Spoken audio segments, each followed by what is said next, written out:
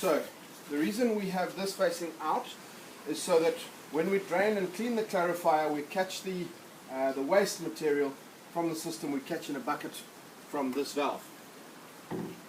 So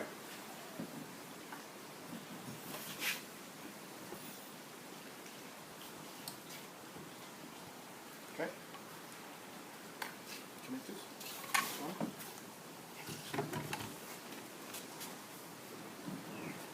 Okay.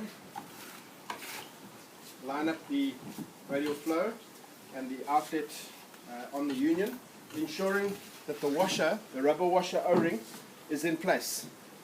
Don't install these unions without the O-ring in place. I'm going to take it out just to show what they look like.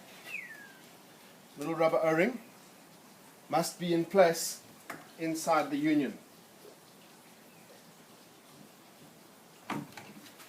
We then position it so that it's touching, and then just tighten up the union. Again, I just use a hand tightening to get it to the sort of tightness that we need. This is the overflow for the radial flow clarifier, which is going to flow directly from the outlet of the radial flow clarifier at the top, and it's going to flow down directly into the sump. That does not need to be glued in. It can literally stand in position the way that is. Now,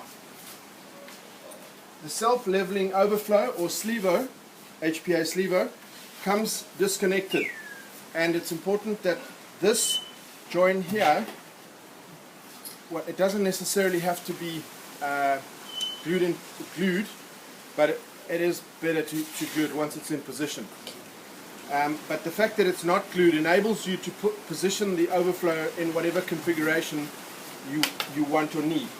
So what's essentially going to happen, the self-leveler, the sleevo, is going to take water in from the sloped cut from the deep water.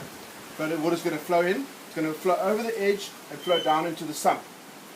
And then the T-piece will determine the level of water in both sections. So, to prime this self-leveler, I like to take this piece, once there's water in here, submerge this in water completely, making sure that there is no air in this entire thing. I then close both ends underwater, lift it up, and position it where it should be. We then have a siphon, which will transfer water from the one end to the other. Then we position the other part of the self-leveler and connect it to the base so that our self-leveler is transferring the water from the media bed, from the deep water bed into the sump. Right. We then position our pump into the sump.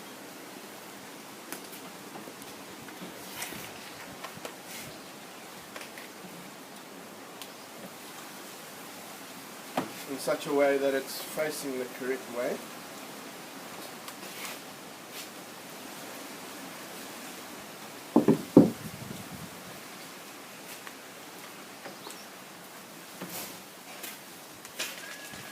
Again, not terribly important to tighten the union, but what's going to happen is the pump will position in the sump.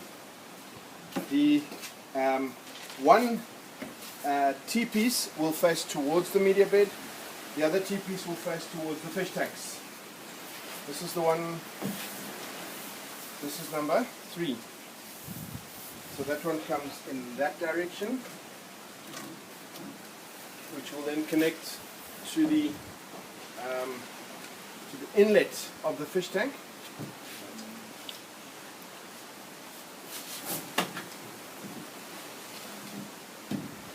Okay. We're then taking the other piece of pipe and taking it across in the direction of the media bed.